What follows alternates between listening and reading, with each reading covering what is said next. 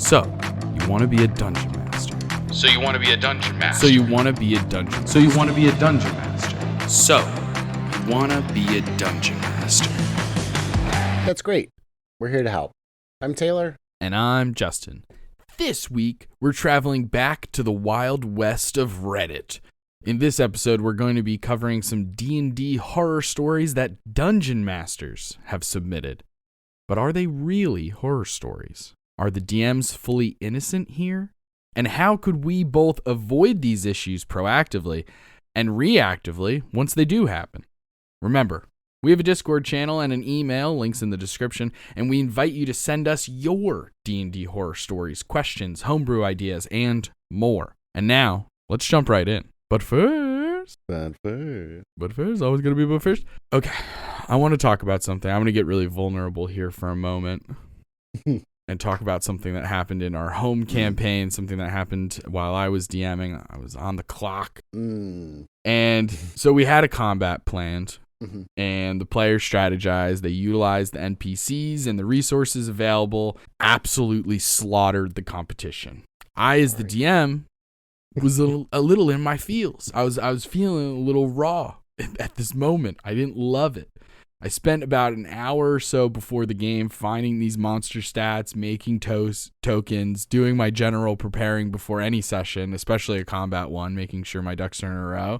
Ended up all being useless, essentially, because the monsters didn't even stand a little bit of a chance. The fight felt completely inevitable. But, and this is, Taylor's POV is important here. It's my understanding that the players still had fun. Oh, yeah. Uh-huh. Oh, yeah. I had a blast. Incredible. But let's talk about the disconnect that can occur, because it's a reality. It's just a real thing that we have to face. This happens to DMs across the board. And even game masters of other TTRPGs. This is not a D&D specific thing. Sometimes you as the DM build up an idea in your head, you put work into something, and it almost instantly gets swept under the rug for one reason or another. How do we, as DMs, reframe our mindset to celebrating the players' joys and successes instead of mourning what could have been? Yeah, I mean, I think that that's a really good way of asking that question, because it is kind of, I mean, the ultimate goal of the game is for everybody at the table to have fun, and you're one of the people at the table. Very true. Nobody likes it. I think in this specific case that we're talking about here, it was one of those things where it really felt good to be able to just lean into the power fantasy of the fact that we are level 13 now and kind of badasses. Every single one of our players at the table is a badass, and it was the reason why it was fun to me wasn't so much that it was like, you know, a challenging fight or whatever. It was the fact that, like, we actually got to see how badass our characters were. Yeah, no doubt. You know, and that's part of it. But, and like, that's kind of, it's gonna happen. I don't know how to not mourn the what could have been. You know, it just kind of one of those things where it just kind of is what it is. Yeah. Yeah. And I think after the fact, you had said to me, "Oh crap! I realized that none of my monsters had any kind of ranged something or something along those lines." Yeah, which basically was very what limited caused range. What caused us to be able to do this crazy power play of absolutely demolishing these things, dropping in from an airship on a flock of giant owls conjured. And the furthest range any of my monsters had was 30 feet. And it's not like they came up with the dropping in from the airship idea in the moment and improv'd on me, and that's why I fucked up. As the DM, I fucked up in the sense of I wasn't even aligned to have a difficult combat from the jump. Right. But I think the tip isn't just that. Obviously, yes, I should have, paid more attention to having a diversity of monsters in the sense of like what they're capable of, like having a spellcaster, having a range person, having close-up people, having rechargeable breath attacks, whatever it may be. Having a diverse monster base is always nice, especially in certain combats when you need that. But also, I think the important thing is just to switch focus. Like, just be like, hey, it kind of it annoyingly reminds me of that like serenity prayer thing. You know what I mean? The whole being comfortable with the things that I can't change, the fucking strength to change the things I can, and the wisdom to know the difference. This was one of those things. Once the combat started, unless I really was a curmudgeon and was like, pause the game, I'm finding new monsters, which would have been so dumb. Don't do that. Because I could have changed it, right? But it would have been a dumb, annoying move. Everyone take a 20-minute break. I'm going to fix the entire thing. Now they all can fly, and they also shoot ice beams. Like, no, that's stupid. But it's rather being comfortable with the things I can't change. It is what it is. Yeah. So instead of, like, I don't know, for some reason having more empathy for the villains, like, put my allegiance back on the player's side and realize that is good.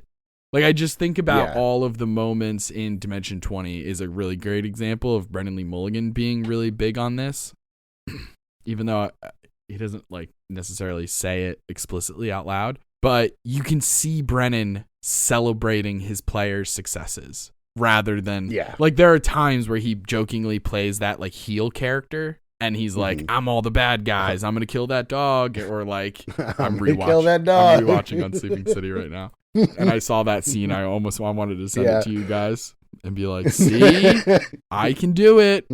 And this one's a robot dog. So it's even more plausible that I destroy it. Because Ox wasn't doing nearly as much as Twofer does. No offense to that Dalmatian. But yeah, you just see Brennan Lee Mulligan always celebrating. He's like, anytime someone gets a nat 20, he's fucking pumped about it. At most, he makes little jokes when he's playing into that, almost like Sam Reich on Game Changer. Like, he's playing into that villain role a little bit when like the players come up with a really cool idea, like the slippery puppet in Starstruck Odyssey. Like, those little like things. It's just, I don't know. It's hard. It takes time. Yeah, you know. It but takes I mean, recognizing. A part of the reframing is realizing that it's not you against the players. Is kind of what my mind keeps coming back. You're not actually a villain. You are not actually the monsters you're controlling. You're not. right. That's a funny idea for sure. Just because you're the bad guys doesn't mean you have to be a bad guy.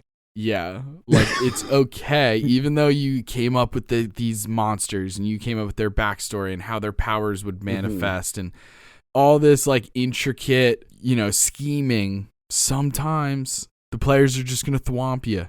And that's a good thing sometimes. Yes. If the players are having fun. If the players are like, wow, every fight is easy, this is actually not fun. Then, yeah, you have to reevaluate some things and change how you're balancing combat and go back to the mechanics. But absolutely, if your players are having a fucking solid-ass time and you're not, you have to ask yourself why you're not. Sometimes they could be valid. There could be like legitimate reasons and like you definitely should speak up. And then there are times like in this example, I think, the one that I brought up with that particular fight, I think I was in the wrong. I think it was just plain as day. The reason it was a slaughter has just as much to do with the players like preparing very well as it does with me not including a single ranged monster. Do you know what I mean? If I threw in a couple monsters who could fly or even shoot like 100 feet, somethings changes the game. Because those owls don't have that many hit points. I'm dropping owls like flies, dog. People are falling out of the sky. I'm going to force the feather fall from whoever has it. And then now we're talking. Now we're on the ground. Now my ice rhinoceros creature, which had some badass stats, actually has a chance. Instead of getting fireballed from the sky. So it's just like, sometimes you just have to eat it and just be like, okay, it's not going the way I thought, but everyone's having fun. Let's focus on that. Yeah. It's just like positive self-talk. It is definitely, I just keep thinking back to that, the bad guys support group in Wreck-It Ralph. Just because you're a bad guy doesn't make you a bad guy. You don't have to be so invested in the villainy aspect of it. Yeah, exactly. It's because it takes your players. Sometimes they come up with really good ideas. Sometimes they come up with really good plans or strategies that legitimately throw you off your game. And that's okay. They just wind up absolutely dominating, and that's okay. You're one person that means versing a table of 5. Yeah. If it makes you feel better, just know you could throw 10 Tarasques at them at any given time, but you're choosing not to because you're very humble. So just hold on to that. Very demure. Very demure, very mindful. Hey gang, we wanted to talk to you about something pretty important real quick. See, we have some really cool ideas for the future, but we need your help. You can do that by supporting us through our Patreon. At the lowest tier, you get early access to podcast episodes, access to episodes of Action Surge, our post-session table talk show, and entry into a private channel on our Discord server. At the next tier, you can get access to Bonus Action, our bonus content podcast where we talk about a huge variety of D&D and TTRPG related things, like multi-class mystery mashup, where we get 2 random classes and have to build a character, or Monster Matchmaker, where we go over our favorite monsters at each CR level, or recaps of our home campaign, plus so much more. Joining the Patreon helps us continue to grow and put out content that gets better and better as we learn, improve, and try new things. So, check out the link in the description to join the gang today. So let's get into the meat of the episode, because we have some horror stories according to these DMs, and I'm so curious to see how we feel about these stories, because we created this outline 2 weeks ago, give or take, so a lot of these I don't remember. I'm sure you don't remember them either or have ever seen them. And so let's bounce back and forth. Do you want to roll D20 and see who goes first? Sure. Ooh, that's a 19. Gonna need a 20. You said 25? No, a 5. So I rolled a 25 on my D20. Yeah. Gotcha. Yeah. Well done. Rolling D100s. Well, I'm just adding my modifier. My modifier to luck. Okay, here's horror story number 1. The title is Maybe If You'd Spent More Time. Oh Jesus, this guy starts off. This guy's got an attitude. Maybe if you'd spent more than an hour on your character, you'd like him more. Is our title. Already off to a shaky start here. This seems like a dungeon master who is at the edge of their rope and was led to Reddit in a fury. The old hotkeys. Okay, here's what they said. I used to have a really shitty player in college, and I'm so glad we kicked him out. Here's 2 related stories about why I hated him. Let's call him Jim. Number 1. I put out an announcement to my group that I'm looking to start a long-running campaign with a core group of characters. 3 of my friends, plus Jim, agree. I put out a fairly basic prompt for character creation. Level 1, give me a broad sense of their backstory, their motives, and one minor heroic thing that they've done. We'll fine-tune one-on-one. Everybody but Jim gets back to me within a week, and we make probably my favorite player characters I've ever DM'd. Despite multiple gentle reminders, Jim doesn't get back to me until the day of session 1, and wants to play a homebrew race and gives no backstory. Oh boy. I knew he'd throw a massive fit if I didn't let him in, so I said, sure, whatever, we can make it up as we go. Motherfucker, I put months into planning this world, the quests, and the NPCs. You had to make one character, and you couldn't even do that. Number 2. Yikes. So that's just one story. Somebody's already seems a little... this is definitely furiously writing on Reddit at 2 o'clock in the morning. This is pissing me off so much I can't even sleep right now. Motherfucker. He put like a lot of the words are like italicized too, so like he was really trying to put the emphasis in. But anyway, number 2. So Jim's character is embarrassingly bland, and he's got no good idea for a backstory. He never uses his spells, tries to melee as a sorcerer, and is all around a bad player above the table. Then one day, after about 5 months in the campaign, in the middle of a quest, he messages on the Discord and claims he thinks everyone is tired of their characters and everyone probably wants to make new ones. The one good thing about Jim is that he's the only is that he's the one who taught me that it's sometimes okay to say no to my friends.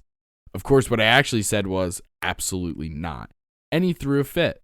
I'm so glad my actual friends were there to back me up all the way. Soon after that, Jim was out of the group, not just for that he was a toxic POS away from the table too.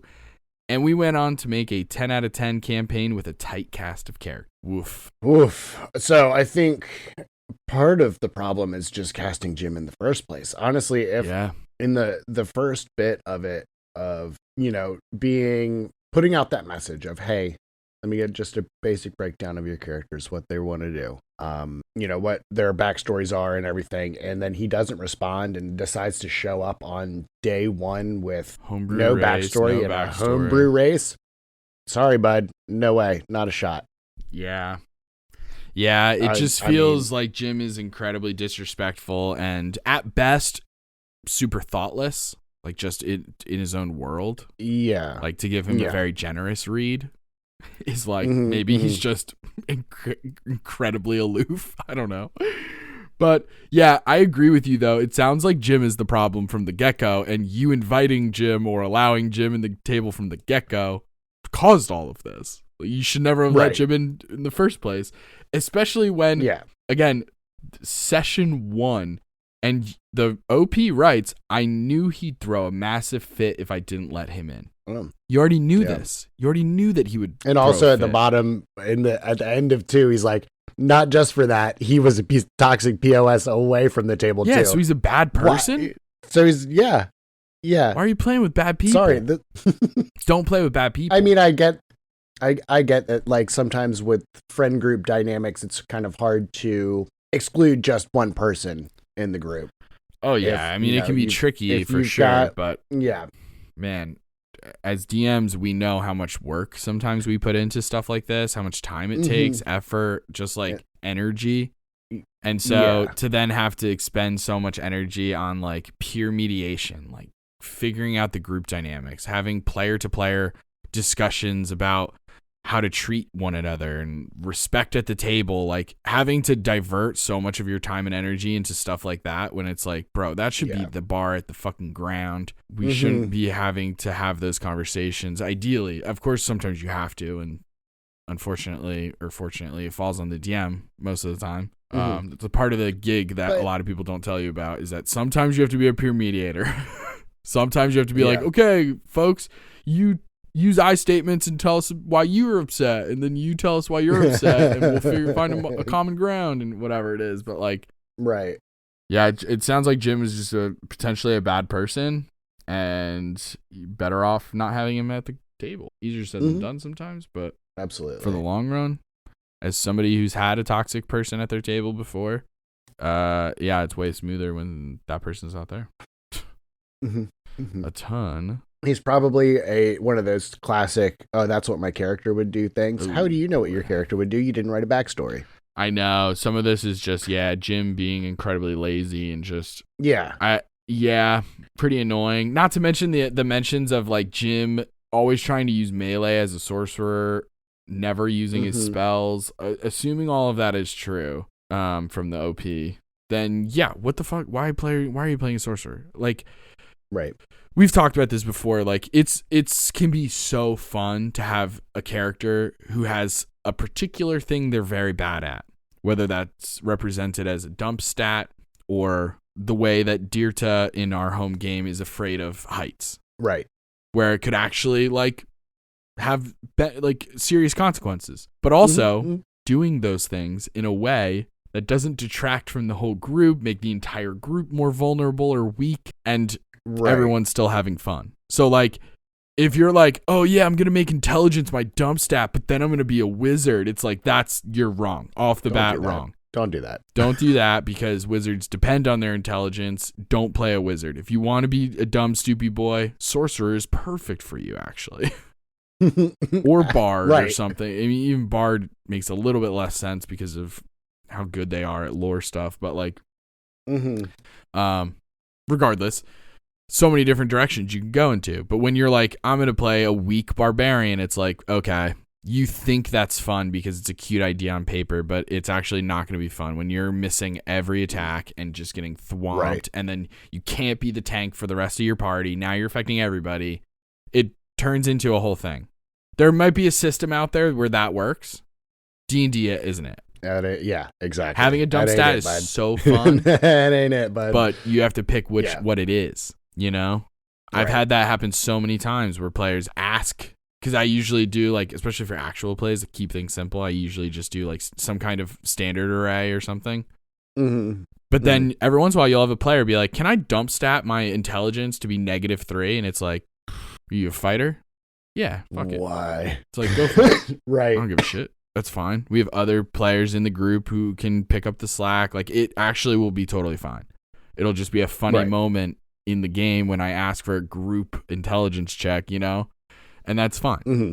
But yeah, there's some comments here. I mean, one person wrote, I understand a lot of people's sentiments that you don't actually need to spend a ton of time into character prep for them to be an enjoyable character. And while I think that's absolutely true, that doesn't seem to be the case with your player. From what you described, it does seem like their lack of effort in planning their character did impact their ability to enjoy them. If they had identified that they wanted to fight primarily with weapons, they probably would recognize Sorcerer wasn't a great class for that. Mm-hmm. Yeah, I agree. You don't have to come up with like the most massive backstory and like all of the ins and outs of your character prior to starting the game. We've said it before, or, you know, especially for me when I'm a player, I find my character along the road. Right. Like, I figure out things about them and then make them canon and make them true. And constantly I'm surprising myself with like, oh, you know what? Maybe this character is like that. That's interesting. Let's do that. And like things come up, and sometimes they're based on like the dumb icebreaker questions, you know? Like, I think with my Pathfinder character, that's how I found out. Like, we were talking about things, and the question was like, what would your character's favorite pizza topping be? And like, would there be some kind of pizza topping that they would hate? And I just decided in that moment, because I kind of loosely use a New York accent for that character.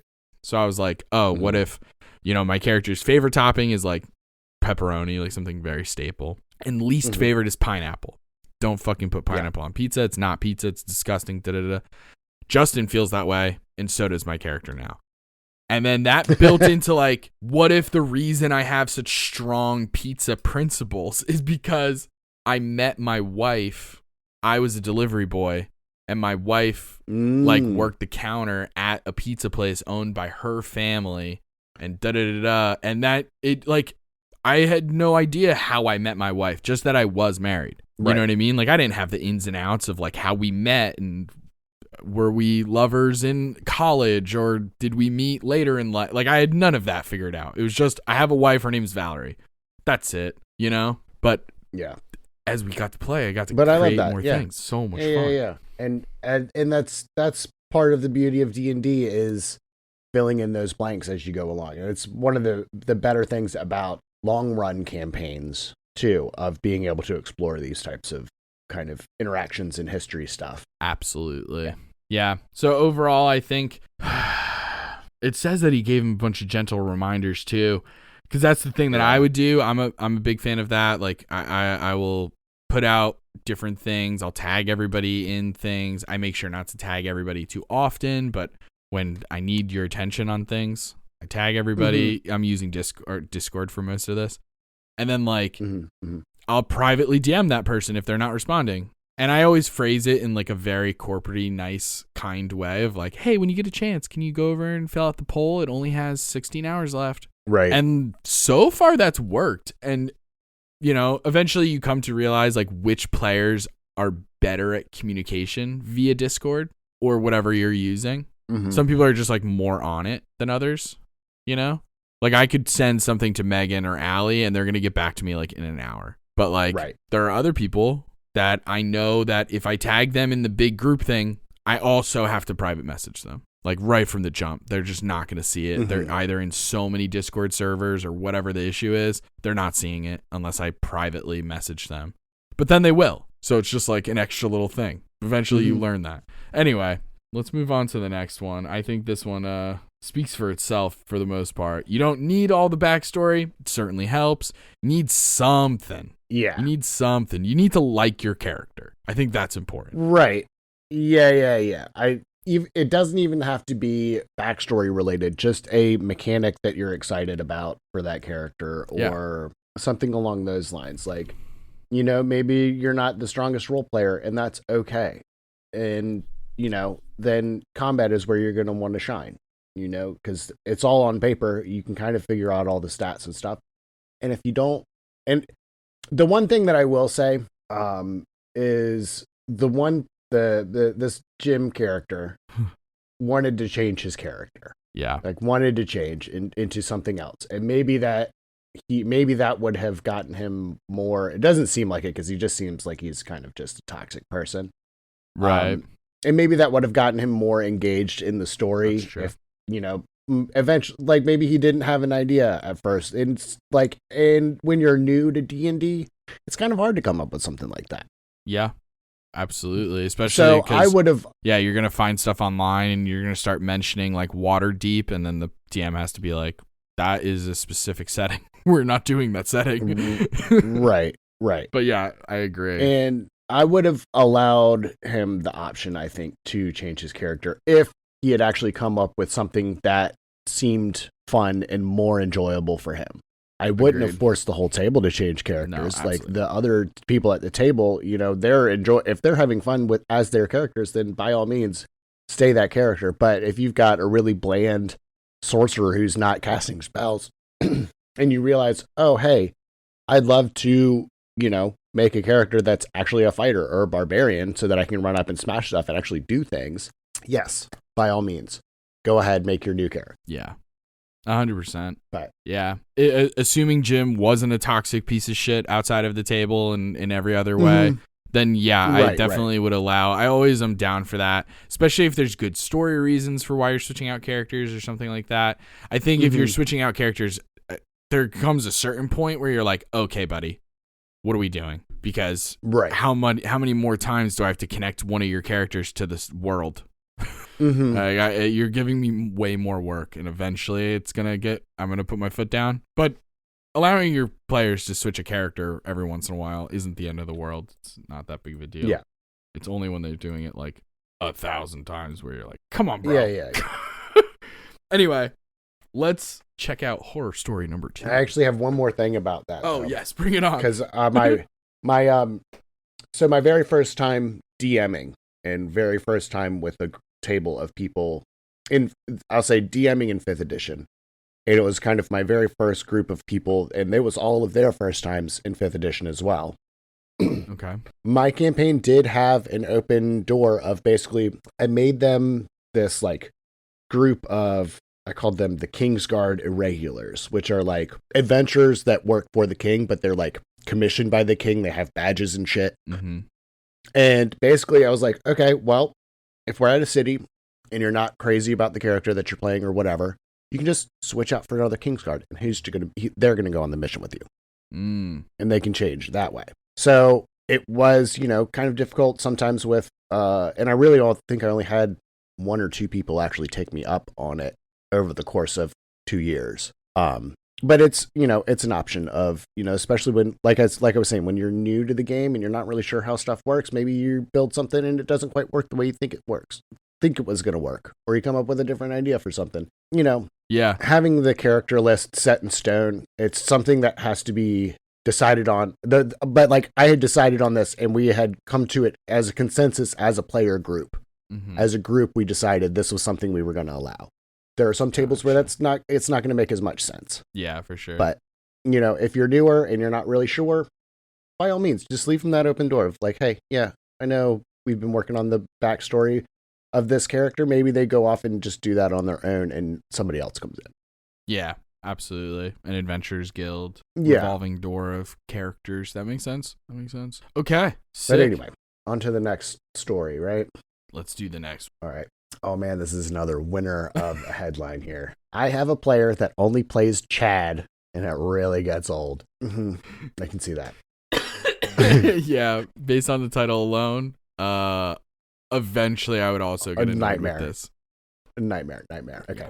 So this is not nearly as bad as some stories on here, but I hope it gets a little chuckle out of some people. I'm friends with the player and I like him, so please don't tell me to get rid of him or something. So I met the guy in a group where you find pen and paper games in your area. My very first campaign with him was a cyberpunk/magic game.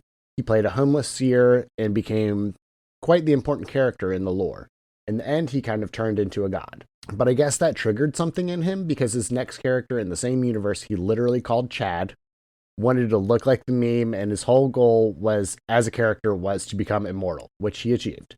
Still kind of fun. But after that, I assembled a group for a Victorian horror/magic theme game. I built a world where the Fae are enslaved to humans. He played a dwarven plantation owner, yes, with slaves as workers, called Chadmere, also looking like the Giga Chad meme, but smaller now. Now I write a sci-fi campaign inspired by Guardians and Star Wars, and he plays a Sith called Chadrick Thunderthighs that looks like a Minotaur, but is still super tall and muscular, of course. TLDR, it's basically after playing an interesting and compelling character once, he only plays Chad and plays him like the memes, lady killer, arrogant, aggressive, and egotistical. Whoa. I mean, yeah. Whoa.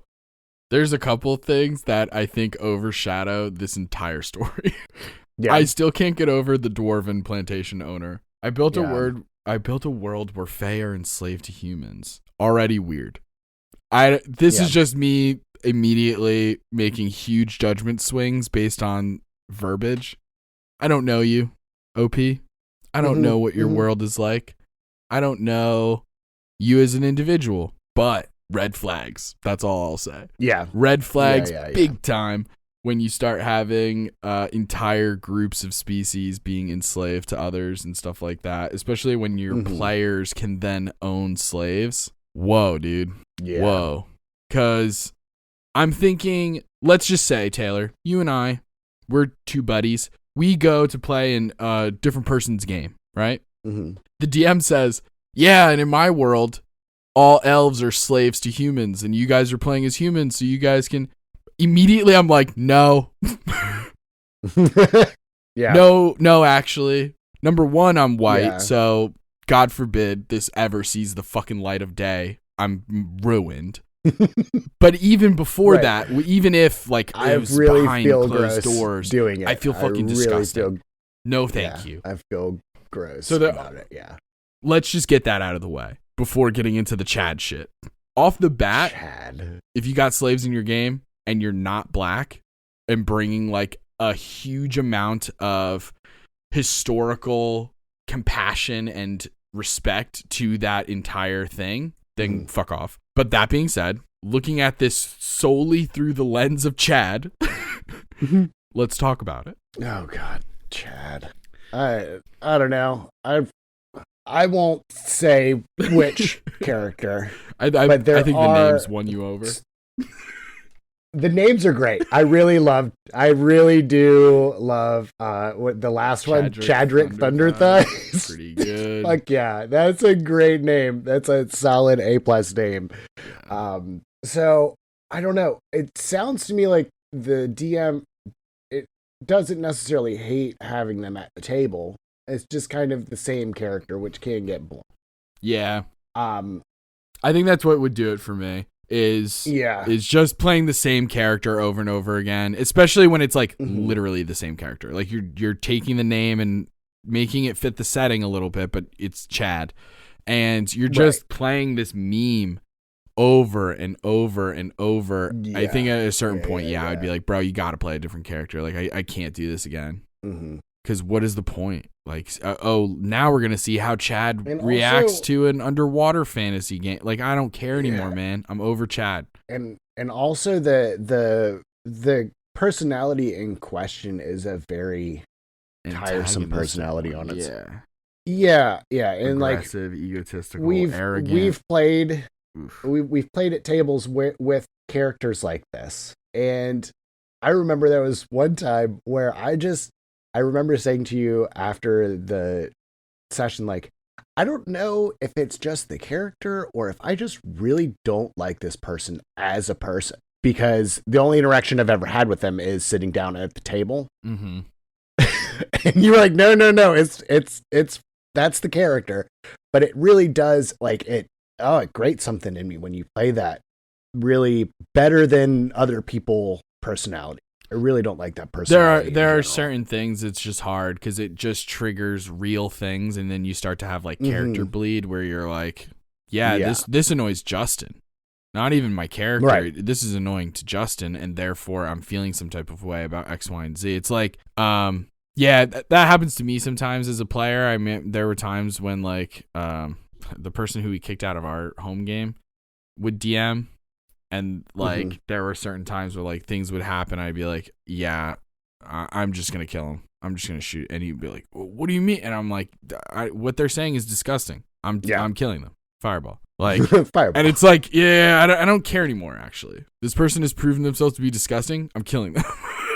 Like, that's my power fantasy, is that I don't have to put up with this shit and worry about going to prison. No. Right. I'm going full Luigi Mangione. You're dead.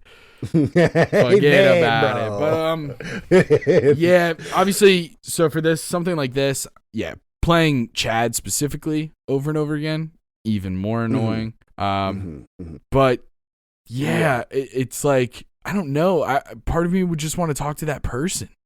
I feel like that person needs to do some fucking soul searching and like therapy. Probably. Right.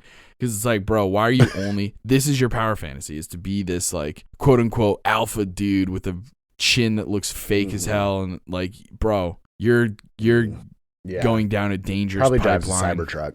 Probably drives a Cybertruck, bro. Freaking idiot. The ugliest fucking cars ever. There's potential though. There's potential for change just by the names on their own.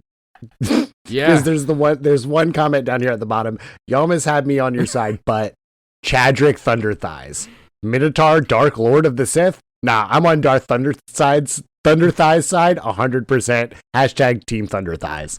Yeah, the potential is there. You could use that to. There's creativity there. You could use that to make a different type of character. 100%.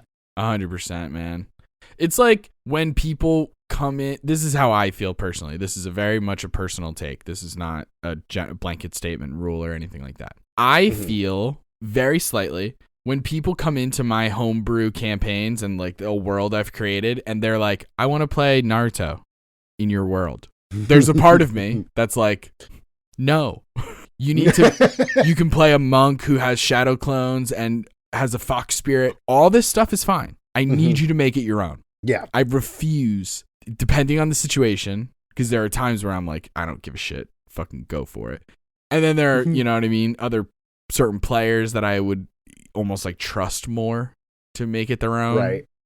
And then like, sometimes I'm like, dude, I really don't want... I don't want the adventuring party to be fucking 5 anime characters and we can all pick them out exactly. Right. You know? I mean, I'm definitely one of the people that's guilty of stealing character ideas from other media. Yeah. Luckily you do it from media that I don't know sometimes. Yeah. And so Kaladin, mostly books. As far as I know, Kaladin is Kaladin. I don't know shit about fucking Stormbreaker who. All I know is I know the Kaladin, and he is a character in a D&D game. Yeah, Kaladin is very much a stick in the mud. Would not go along with a lot of the stuff, the shenanigans that Fellas pulls. Absolutely not. Absolutely not. But that's really I enjoy it. But I basically, I took that character and made it my own. Basically just stole the backstory bit of it. Yeah. Made it my own. Hell yeah, dude. But that's what you got to do. What you got to do. Use IP characters as jumping off points. Right. And then take the setting and factor that in a little bit and then make it your own. It's so much more fun like that, to put a twist on a Naruto character rather than just play an exact copy of Gai Sensei. Because you can go pretty fucking close. Practice the voice. Do the voice. Make it so that you can't do magic. You can only do taijutsu, but also taijutsu at a level that no one else has ever done. Open the 9th level, baby. But right. But open them gates, baby. Dude, I fucking love Gai Sensei, dude. Ooh, that fight with him and Madara. Woo! It's so good. So good. There's nothing cooler for some reason than when the bad guy who's been absolutely thwomping everybody gets like punched for the first time in like 4 episodes and says, "My God, your taijutsu is one of the best I've ever seen." For some reason, a villain compliment. I don't know what it is. Right? It does something for me. Okay, should we move on past Team Thunder Thighs? Yeah, let's do it. Let's do Give me it. 2 seconds, though. I gotta eat. 1 second. Okay, I'm good. Okay. Ooh, boy. Moving on to horror story number 3. Letting my players take one item cost me an entire level. Okay. Yeah, a little vague. Less immediately problematic. Right, off the right. gate, Not very out the gate. punchy. Could have put through it a little more intrigue, but okay. Cost me an entire level. A level of what? You guys had to level up very quickly, had to pass through a map that you weren't expecting. We'll see. Okay. Yeah. OP writes, this ordeal took place between 2 campaigns of mine. I'd always let my players use the same characters over my series of campaigns. I was their forever DM at the time, and it just made sense to allow their characters to grow and change as my stories continued. I never expected it to bite me in the ass so brutally. I had written a campaign based around the works of H.P. Lovecraft, down to even having Cthulhu being the final boss. But I kept running into the same issue. One of Cthulhu's most prominent abilities is that you can't look him in the eyes, lest you be driven mad on sight. So my method around this was the Medusa approach. Allow the players to fight blind if they choose to. Eventually, they complete the campaign and kill Cthulhu. This is where the mistake was made. I allowed them to cut out, store, and loot Cthulhu's eyes. Oh, no. Approximately 2 years passed until I tell the group I have a new story in the works and it's going to be based around dimensional travel. Eventually, the group comes across a dimension unmistakably similar to that of Snowpiercer. Large train made of hundreds of cars containing the remaining members of the human race. The objective was simple. Right the wrongs done to the timeline by making the story proceed as it always has. They came to the solution pretty quickly. Everyone has to die. What I wasn't expecting is how easily they'd achieve this goal. They made a speedy travel up to the train and get to the car where water is purified and supplied the rest of the train. They take a solid 5 minutes and then proceed to say the single most soul-shattering sentence I've heard as a DM. Hey, I still have those eyes of Cthulhu. Why don't we just taint the water supply? My heart sank. Oh, boy. Yeah, I guess you could do that. We can? Cool, let's do it. They then proceed to ground up the eyes of the eldritch horror into a paste, dump it into the water supply, and poison the entire train with unending madness. You travel the remaining cars and find nothing but death.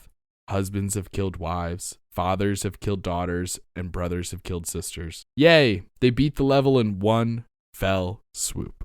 Okay. I feel like you could have handled that better.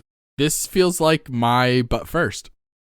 Yeah. The players out-strategized you, and that's okay. Mm-hmm. Yeah, and that's okay. And then I would, honestly, from this point, I would take it from this kind of Snowpiercer storyline.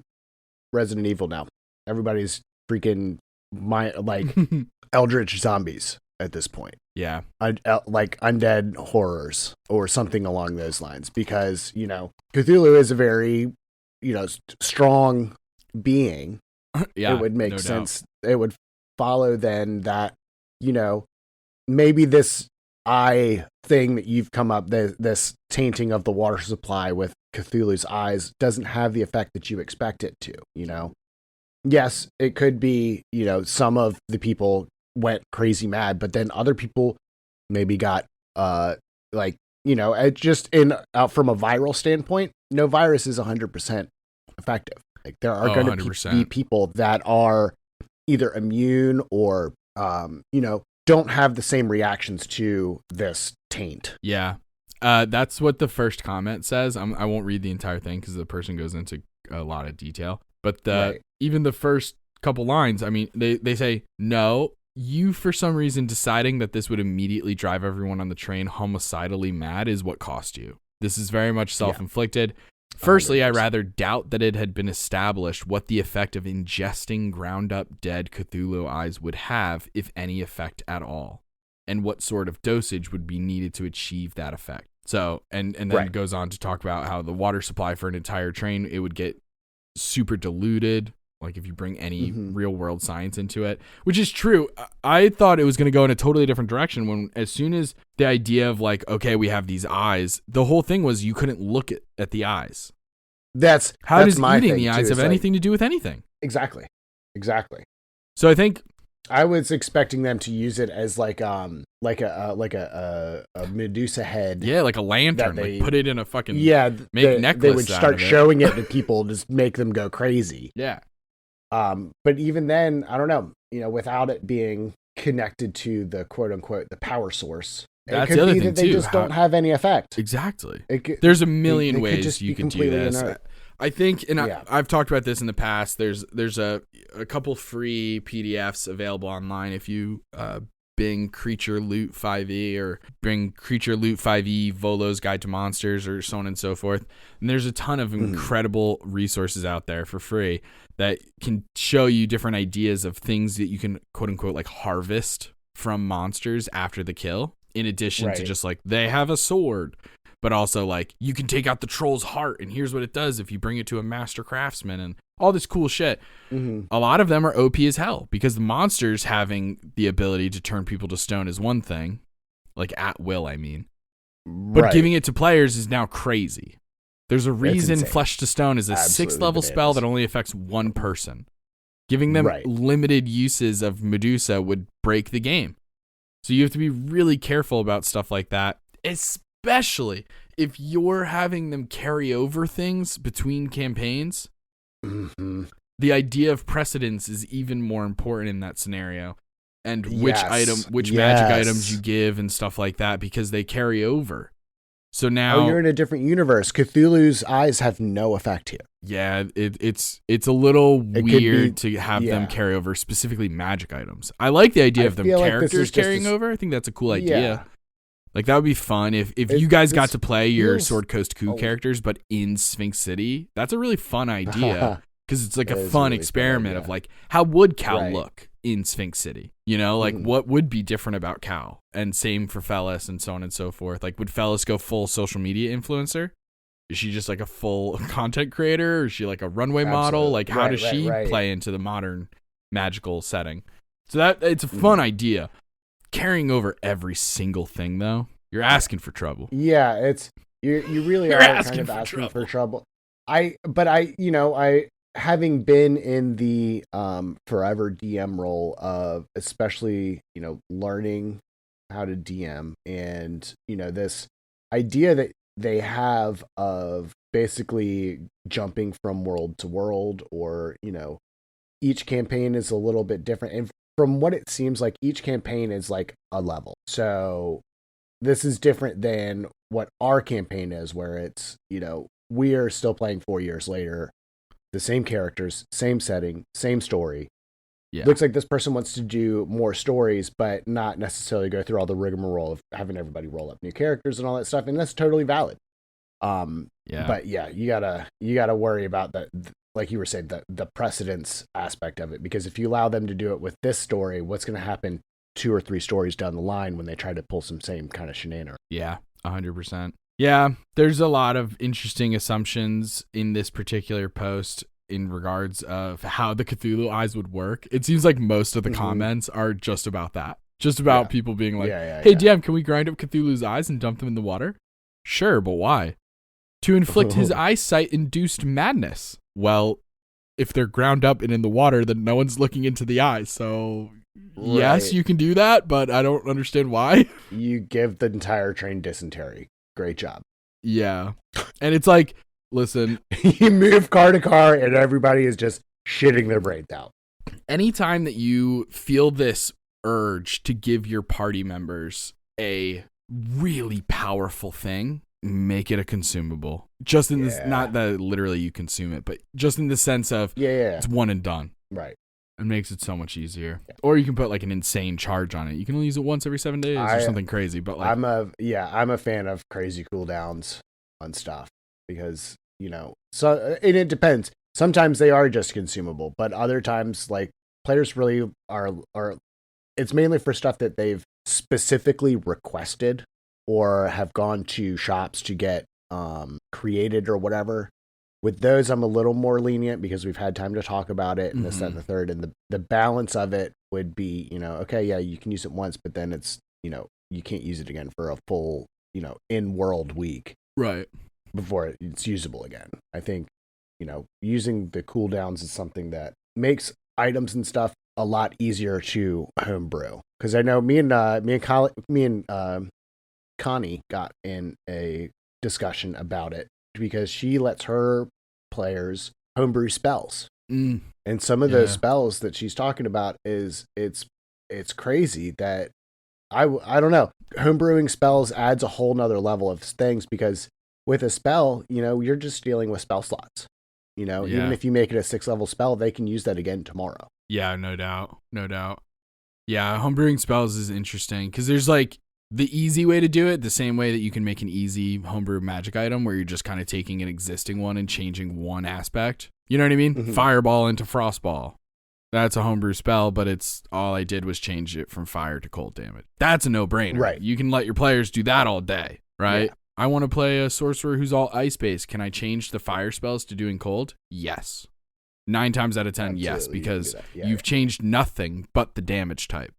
So that's fine. The spell that she was talking about, though, was basically Kisame from Naruto, where he creates that giant bubble around him of water. Yeah. And then basically they were using it against Strahd to have the running water thing of being able to kill him and have him not come back when he dies in running water. Interesting. And, they had changed it. It was a 6-level spell, which is, obviously it's a really potent spell of that type of thing, but it's just like, even that is still crazy. I would put that in an item and be like, you can use this once a freaking month or something like that. Yeah. It's hard. Obviously, like It is. when you're homebrewing spells, I suppose there's some interesting questions behind the scenes of a scenario like that because it's like, did the players already know that running water would kill the vampires and that's why they homebrewed the spell that way? So they always knew that they were going to use it in this way? Because then it feels like you're metagaming a little bit. But the characters found out about that. That was actually, she had said that the characters found out that he would not come back if he dies in running water. So then they came up with this spell. Like, not the players, but the actual in-lore people. Okay. And then they started working Yeah, depending on on it. So how it it wasn't a played metagaming out. thing, but yeah. Yeah, it all depends on the context. Yeah. And stuff like that. It's hard. It's hard when monsters have such hyper-specific weaknesses. Yeah. Because, like, one of the reasons that certain monsters are the CR level they are is because they have these things, like a troll's regeneration abilities. Mm-hmm. Everyone knows that it's fire most of the time, right? So it's just like the second they figure that out, all of that regeneration stuff that makes the troll the CR level that it's at is now done. So it's just like things like that. Like, anytime I see a monster stat and it's like sunlight sensitivity, I'm like, I'm getting rid of that. I immediately homebrew that away. I've never once in my life actually used sunlight sensitivity because of how easy it is to get sunlight in the game, especially in our home game where you guys have a drift globe. So just instantly, what is the point? Yeah. You guys just instant. Not to mention, you have a drift globe. Then you have Sunny who has a sunblade. Then also you guys have like wizards and other people in the group who, if you wanted to, with any amount of prep, could get daylight spells. It would be done. Yeah. You know what I mean? Like, so having monsters with sunlight sensitivity, although the stat block might call for it, I never use it because that just seems like a dumb mechanic to me. The same way that if a player's playing a drow, I'm not going to hold them to that, you know? Because I'm like, well, that's fucking dumb. It's fucking dumb. We're not going to have any sessions in the daylight. No. Stupid. But anyway. Yeah. Anyway. All right.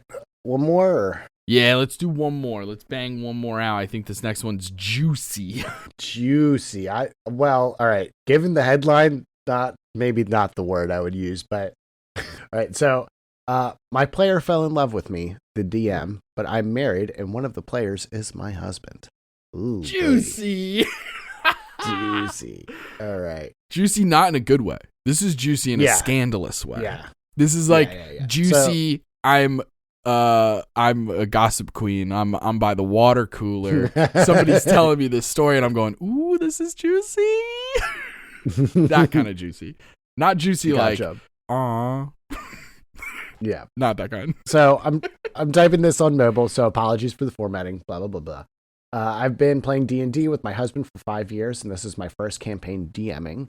We are playing with his friend group, who are Pat, Marie, and Dylan, not their real names. We've been playing for the last 3 months, and everything has been going great so far. The party works well together, and there really is no issue except Dylan. Dylan is playing Dylan is playing a half-orc barbarian who fell in love with the half-elf named Sheila, and this has been a progressing storyline. For reference, he is not the only one who is romancing an NPC, and the rest of the party has not professed their love over text to me. Ooh. After the session last night, the group went home, and Dylan sent me a bunch of texts saying that he had noticed tension between us and that we can't deny it, and he is open to taking the next steps. I am horrified, of course, and informed my husband immediately because this is his friend. My husband texts Dylan for a bit, then calls and berates him for his actions. Dylan then says my husband is standing in the way of our love, and my husband hangs up and blocks him on both of our phones. God. We discussed next steps and decided to cancel D&D for the time being because I'm freaked out.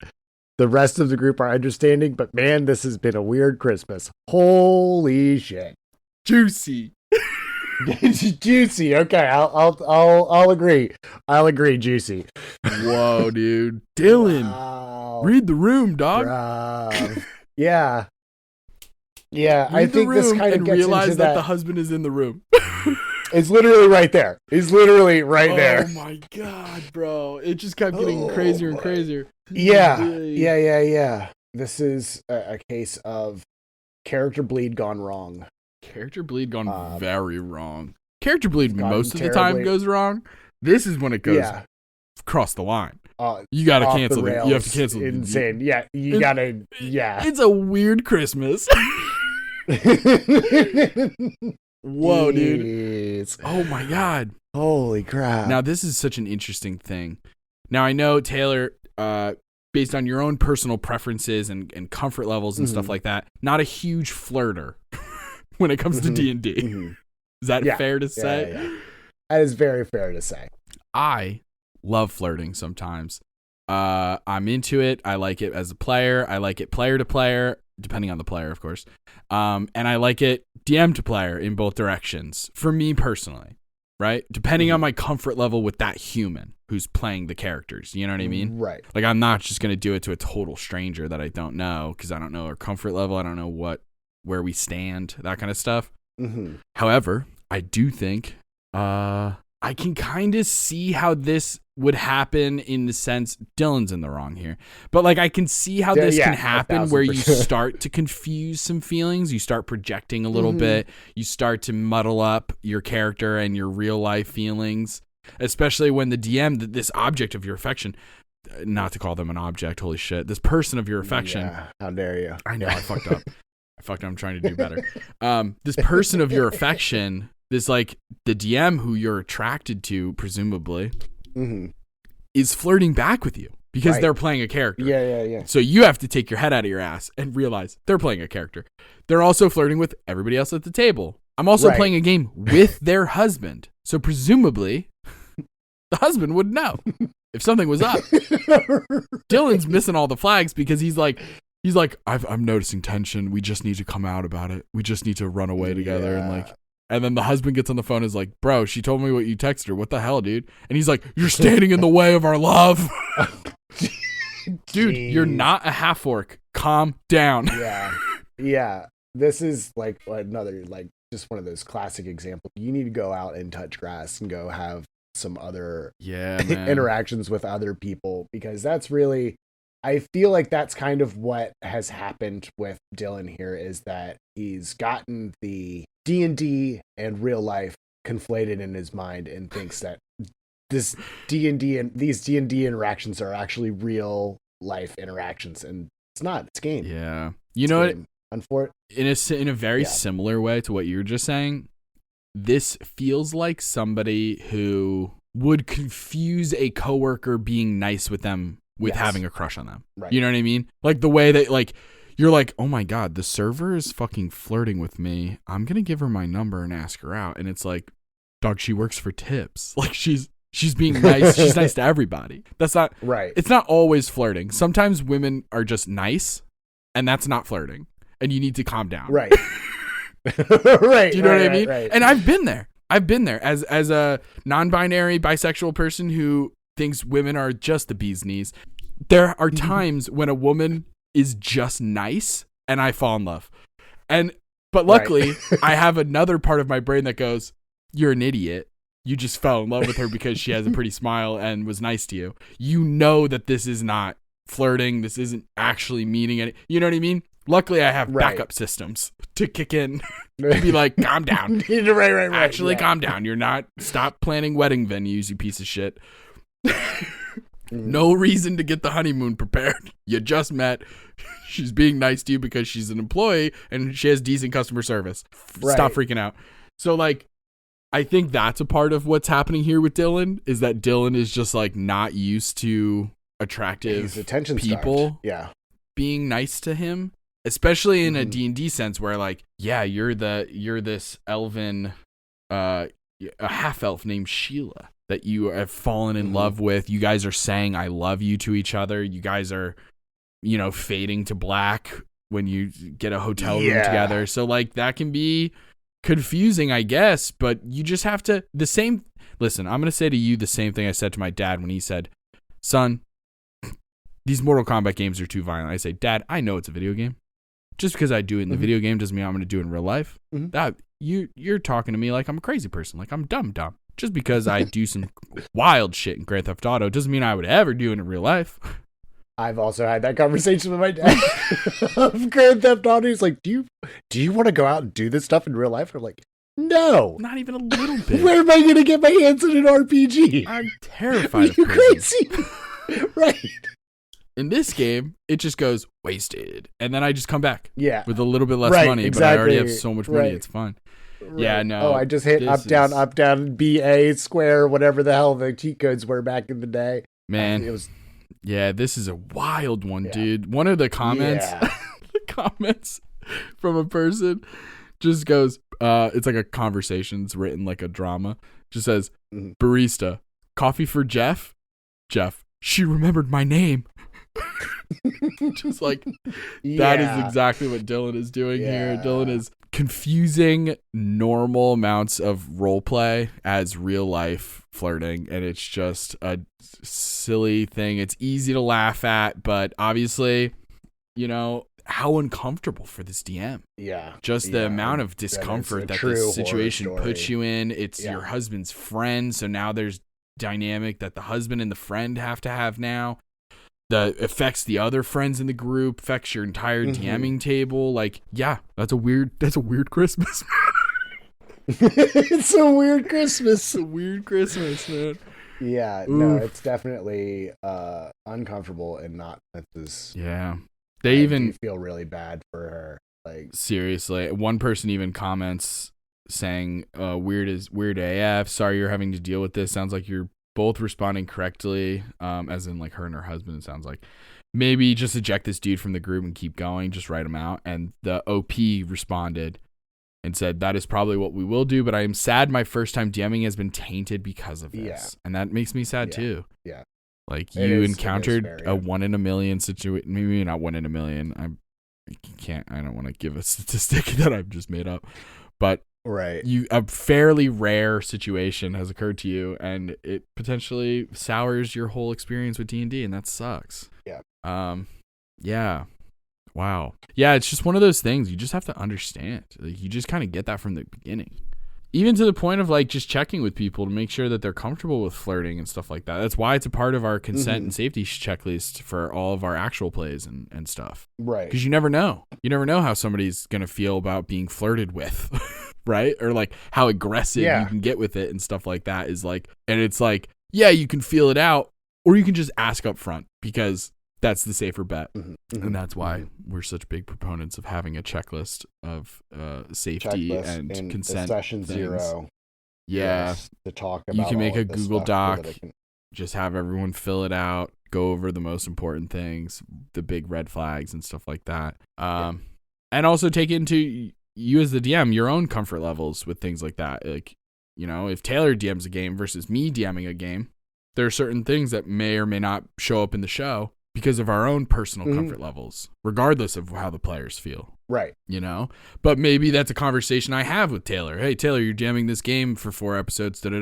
I know maybe not super big on my character flirting with the NPCs, but how do you feel about me flirting with another player? You know what I mean? Right. Like, that's having those kind of discussions. And maybe Taylor's down for it. Maybe Taylor's not, because he's just like, actually, this story is going to take, you know, has this really intricate plot. And so it's not that I want to dissuade you from flirting, but maybe we just don't have a ton of time for it. Who knows?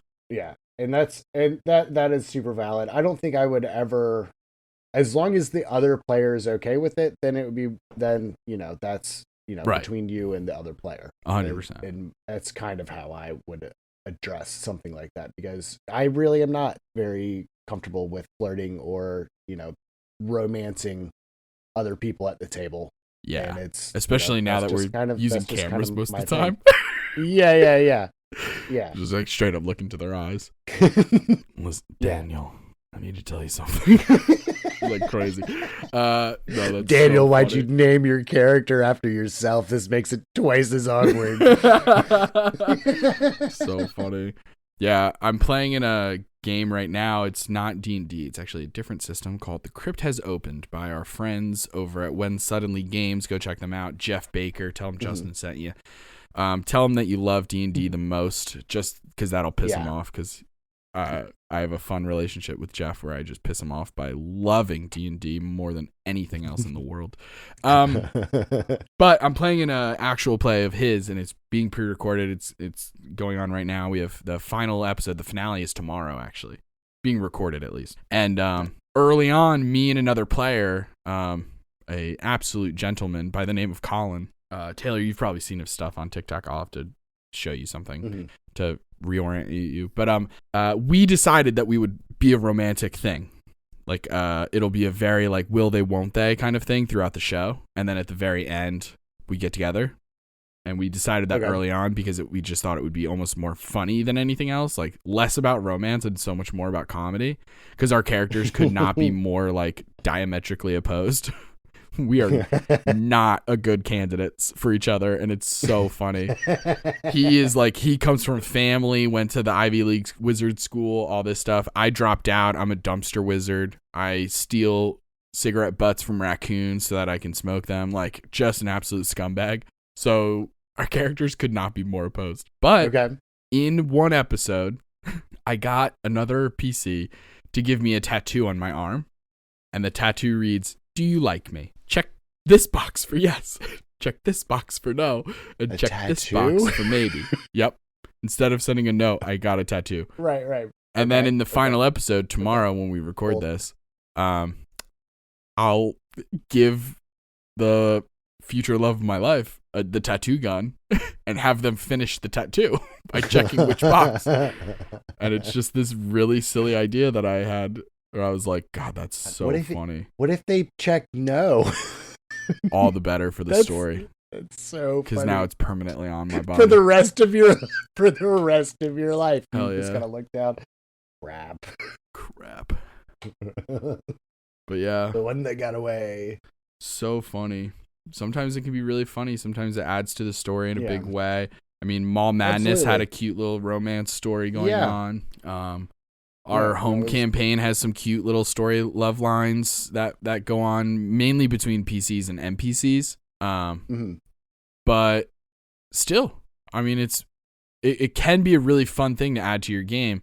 It's something that absolutely must be discussed beforehand, because you really never know. Like 1,000 billion. You could wind up making somebody feel incredibly uncomfortable, and not meaning to. You're not trying to right. You know, creep them out or whatever, but like sometimes it just comes across that way, or it comes across weird, or whatever it may be. You never know.